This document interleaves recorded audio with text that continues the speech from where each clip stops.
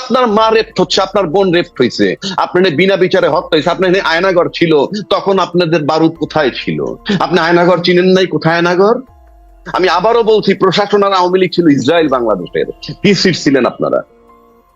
You don't have any right. হাস্যকর। I hate like anything. Feelings অন্য জিনিস। ফিলিস্তিনিদের জন্য আমার ফিলিংস আছে, ফিলিস্তিনিদের জন্য আপনার ফিলিংস আছে।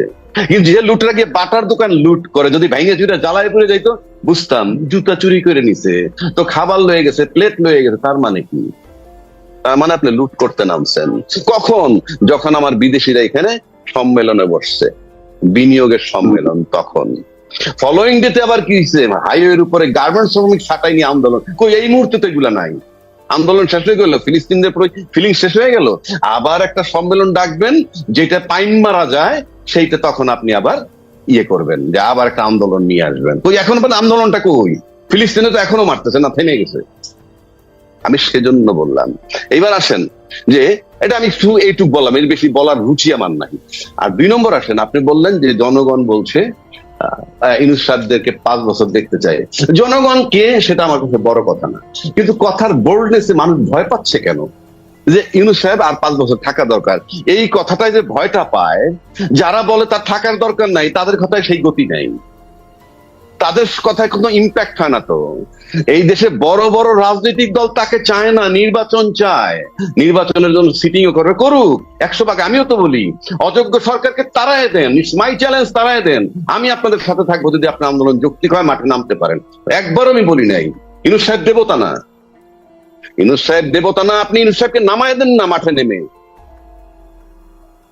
আপনি আদায় করতে পারবেন। আপনি 12 বছর কিছু করতে পারেননি, এবং মাথার তাজ যিনি ছিলেন সবচেয়ে বড় দলের, সেই মাথার তাজটাকে মাত্র 2 কোটি টাকা এদিক সেদিক করার কারণে যখন তাকে 7 বছর জেল খাটাইছিল, সেই মাথার তাজের জন্য আপনারা কি করতে পেরেছেন?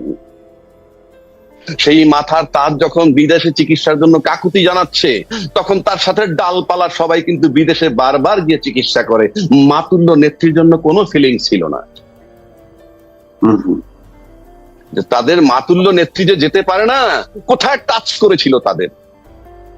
আমি কিন্তু খুব দুঃখে কথাটা বলতেছি, কোন প্রেমে না, কারো বিরুদ্ধে নয়।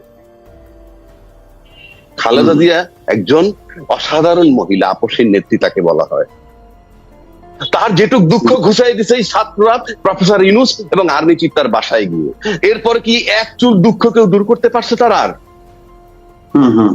আমি কিন্তু মনের দুঃখে বলতেছি, আমি কারো বিরুদ্ধে বলছি না।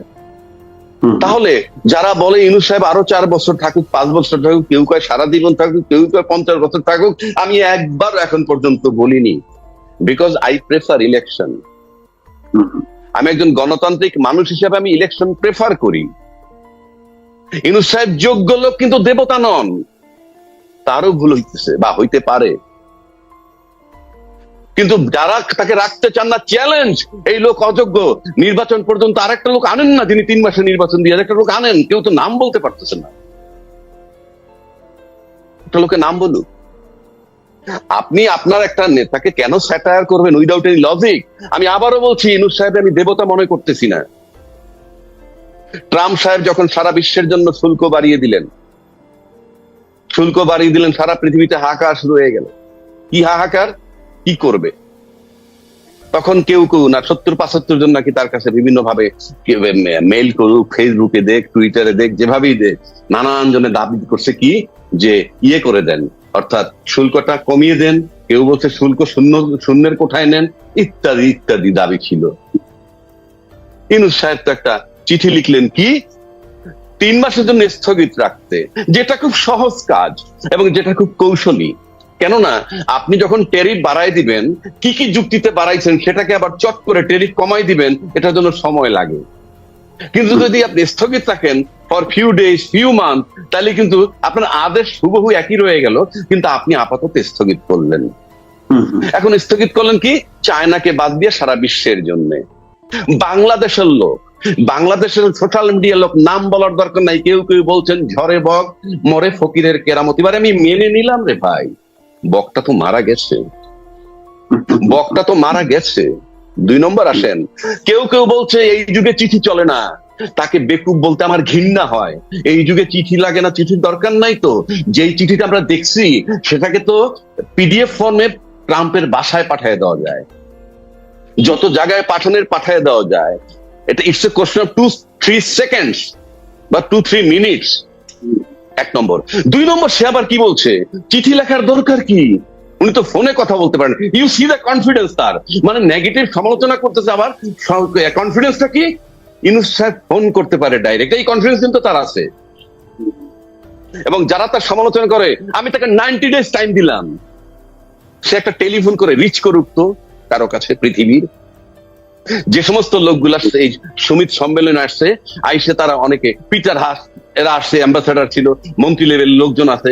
ইউনূসকে আমি দেখি না ইউনূস সাহেবের সামনে কেউ পা তুলে বসুক। আর যারা আমরা নিন্দা করতেছি, সমালোচনা করতেছি, একটা দাওয়াতও আমি পাই নাই, আমাকে একটা দাওয়াতও তো দেয় নাই। একটা কথার কথা বলছি, আমি বলছি না, আমি আবারও বলছি, ইউনূস দেবতা নয়।